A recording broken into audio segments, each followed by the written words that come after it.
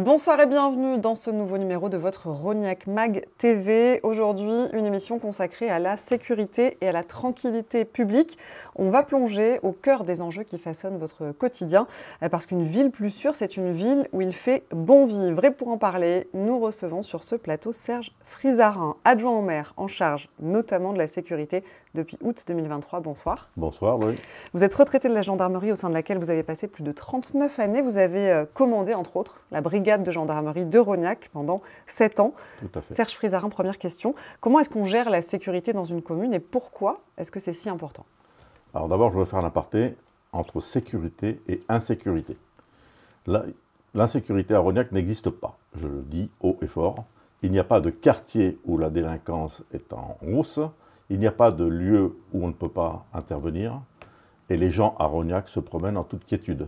Concernant la sécurité à Rognac, c'est quelque chose qu'il faut faire très attention. Il faut prendre les mesures nécessaires. Rognac n'est plus un village, en déplaise à certaines personnes. Rognac est une ville de 13 000 habitants bientôt. Donc on ne se contente pas d'un garde champêtre. Il faut mettre les moyens nécessaires pour assurer la sécurité à Rognac. Et c'est ce que la municipalité et notre groupe est en train de faire et a fait. Pour vous, donc, ça signifie que la ville est sereine parce qu'il y a, vous parliez des moyens, une présence forte des forces de l'ordre. On parle de la gendarmerie, on pense aussi à la police municipale. Tout à fait. Moi, je dis qu'il y a 4 acteurs sur Rognac qui sont chargés de la sécurité. Un acteur, la gendarmerie, quelque chose qui a peut-être semblé anodin, mais en 2020, on a remis les clés de la nouvelle caserne de Rognac à la gendarmerie. Cette caserne nous permet à nous, Rognacais, d'avoir la présence des gendarmes durant de nombreuses années. Il faut se rappeler qu'il y a quelques temps de ça, les habitants de Rognac se sont battus pour conserver la gendarmerie puisqu'il était question de la supprimer. Là, nous avons une nouvelle gendarmerie. Nous savons que pendant de nombreuses années, nous allons avoir la présence des gendarmes sur place qui ne travaillent que pour la commune de Rognac. Et pour parler plus en détail, vous évoquez la gendarmerie, on va parler de la police municipale, du travail de la police municipale. Je vous propose de découvrir le reportage qui va suivre, on en parle juste après.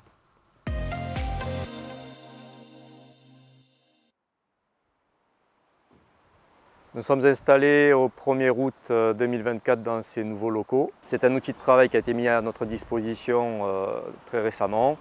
Nous avons organisé cette structure de manière à avoir un premier niveau dédié à tout ce qui est accueil du public et à la police opérationnelle. Au deuxième niveau, c'est tout ce qui va être donc la vie des agents, les vestiaires, la salle de repas et aussi une grosse salle de réunion où nous faisons toutes nos réunions et qui servira aussi en salle de formation.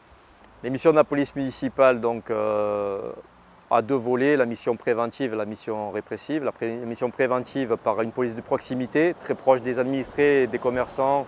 On est toujours au contact du public, on ne lâche jamais le terrain, ce qui permet d'avoir déjà un relationnel avec les administrés très important. Et aussi ça nous permet souvent de récolter beaucoup d'informations sur tout ce qui se passe sur la commune, sur les délits qui se passent, les renseignements que nous pouvons faire remonter après auprès des enquêteurs de la gendarmerie nationale.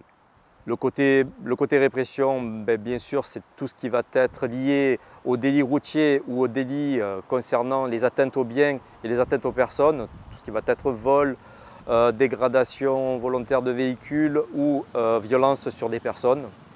Nous assurons aussi beaucoup de missions de police spéciale, les obligations légales de débroussaillement que nous allons attaquer ici en octobre, et ainsi que l'urbanisme ou le marché hebdomadaire. Et on est une trentaine de forains titulaires, et après on varie entre 5 et 10 passagers par marché. Alors mission, on est un placier titulaire, moi, et un placier suppléant. Nos missions, c'est de placer et de faire les encaissements et après la gestion au niveau s'il y a des problèmes, ordures ménagères qui traînent sur le marché, c'est à nous de nous occuper de ça. Alors oui, la proximité déjà avec les commerçants, parce qu'après on crée un lien, hein, on est là tous les mercredis, c'est nous, et c'est vers nous qui se retournent s'ils ont besoin des questions, etc. C'est tout vers nous. Après, et aussi au niveau des gens de Rognac, s'il y a des messages à faire passer, souvent ça s'arrête à nous et nous on fait remonter au niveau de la police municipale. Donc la police municipale de Rognac assure les missions de 7 h à 3 h du matin, 7 jours sur 7, jours fériés, nuit. On est en parallèle avec le CSU qui effectue les mêmes horaires et les mêmes vacations, ce qui permet d'avoir un travail en commun qui est efficient. L'objectif pour l'année à venir sera de créer une brigade environnement qui sera vraiment dédiée à la lutte contre les dépôts sauvages.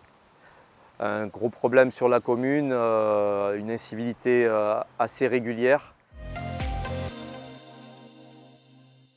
Des équipements modernes, des nouveaux locaux, le cadre de travail pour vous, Serge Frizarin, est important, il est fondamental pour les agents de la police municipale? Tout à fait. Il faut se rappeler que l'ancien poste de police municipale était vétuste, inadapté. Là, ils peuvent travailler dans de très bonnes conditions. Il faut savoir que nous avons changé tout le système informatique. Nous avons des véhicules en bon état et maintenant ils ont des locaux qui sont vastes, spacieux, où ils peuvent travailler correctement. Le poste de police a été fait en deux parties, c'est-à-dire que vous avez le poste de police au rez-de-chaussée au premier étage, mais au-dessus, nous avons également ce qu'on appelle le pôle justice. Ce pôle justice qui a été voulu par la municipalité va regrouper les permanences des avocats, des notaires, de l'aide aux victimes, du conciliateur de justice, et nous espérons avoir le délégué du procureur qui viendrait régler des affaires banales de justice, des petits délits traités rapidement.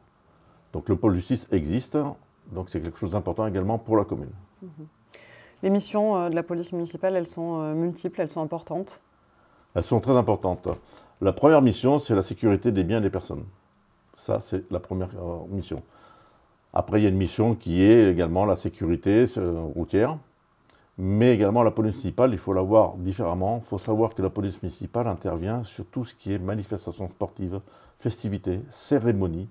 Et tout cela, grâce à la police municipale, se passe dans le calme. Nous n'avons pas d'incident majeur à signaler à Rognac parce que nous avons la présence de la police municipale. Cette police municipale est quand même assez importante au niveau effectif. Je pense que dans la région, il n'y a pas une commune qui a un effectif aussi important que nous, vu la taille de la commune de Rognac. Nous avons 22 policiers municipaux, 6 agents de la force publique et 11 opérateurs du CSU. Ça fait au total 39 personnes qui travaillent pour la sécurité. Alors justement, vous l'évoquez, Christophe Serret l'a également évoqué dans le reportage, vous avez la chance à Rognac d'être équipé de ce CSU, de ce centre de supervision urbain très moderne. On regarde le reportage qui lui est consacré et je vous fais réagir tout de suite après.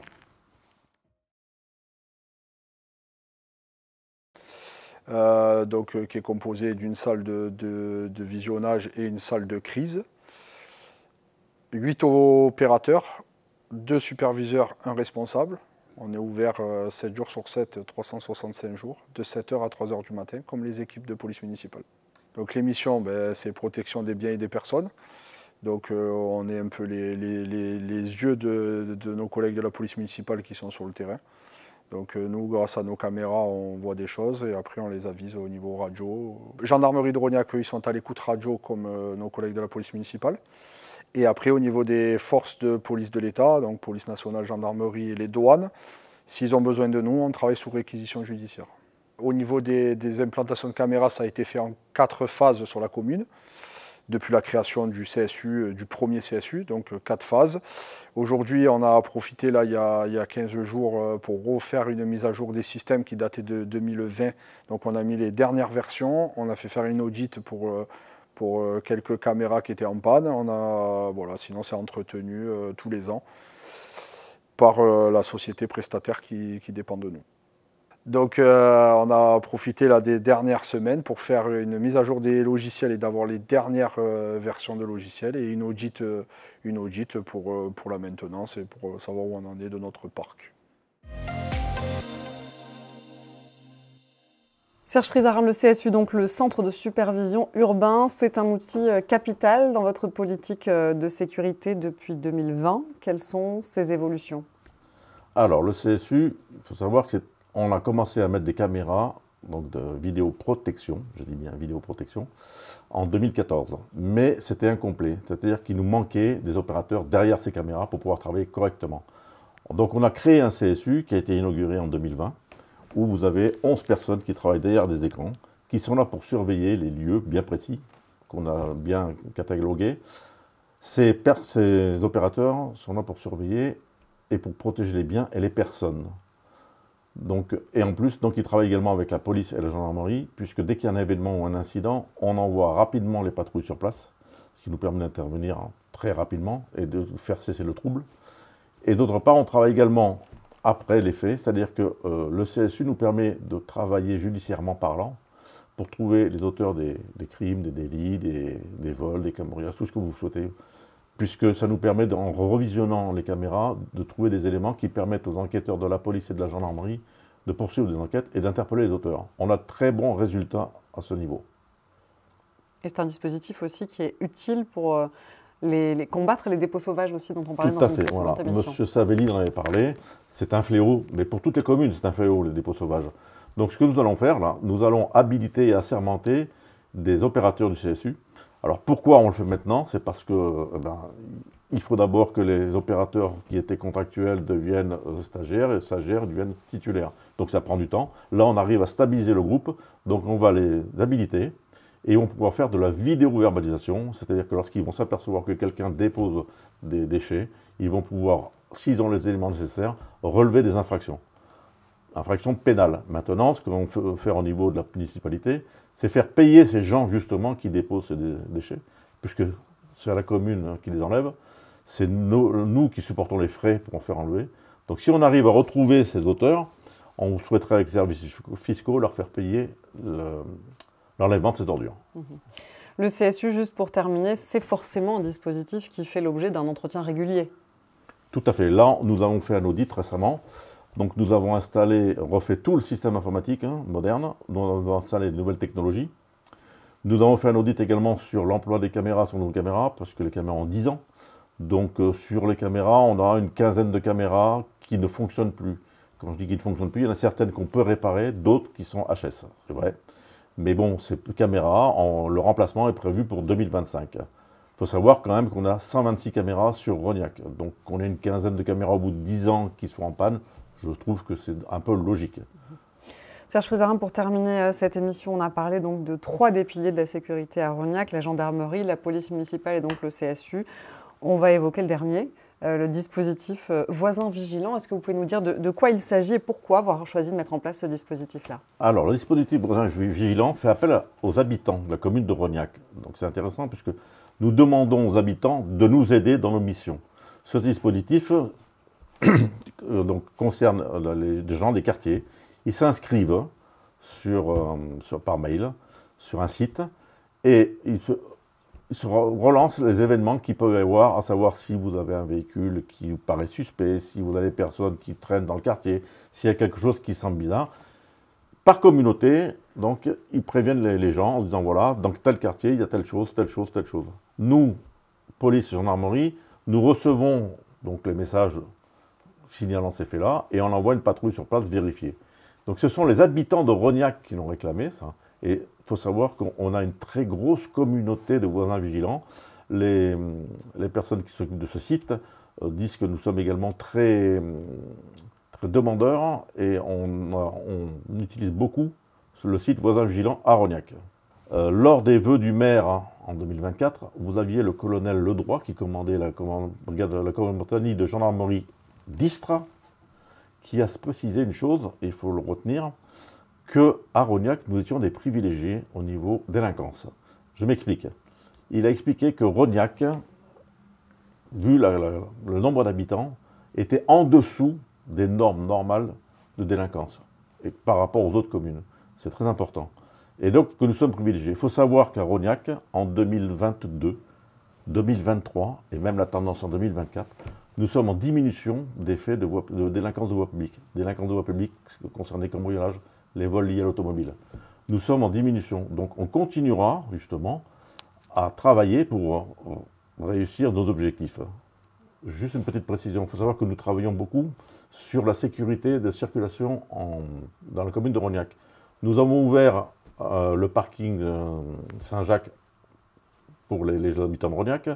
Nous avons créé une zone 30 km/h tout autour du COSEC, de la résidence intergénérationnelle, du collège et de l'école Junot, pour protéger nos enfants.